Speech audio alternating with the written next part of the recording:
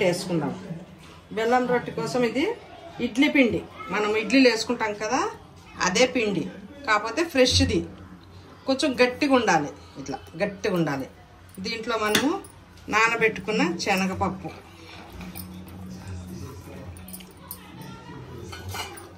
కొబ్బరి చిన్న చిన్న ముక్కలు కొబ్బరి వేసుకోవాలి, కొద్దిగా లైట్గా సాల్ట్, కొద్దిగా అంతే సాల్ట్,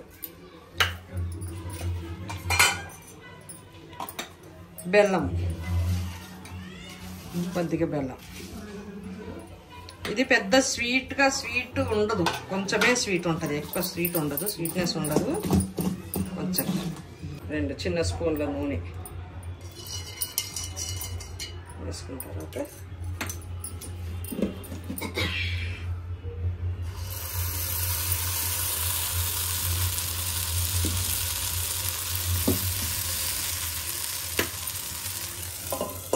ఇప్పుడు మూత తీసి చూద్దాం.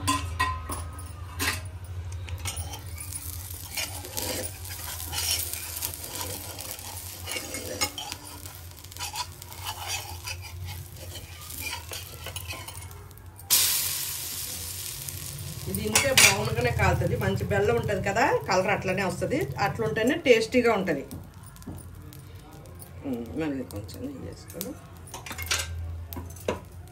ఇందులో మనము పప్పులు కొబ్బరి వేసాం కదా, అది బెల్లంని మంచి పీల్చుకుంటుంది, పీల్చుకొని మనం తింటుంటే ఆ కొబ్బరి ముక్కలు పప్పు తీయగా లైట్ తీయగా పంటి కింద తగులుతుంటే బాగా టేస్టీగా ఉంటుంది, ఎన్నైనా తినొచ్చు.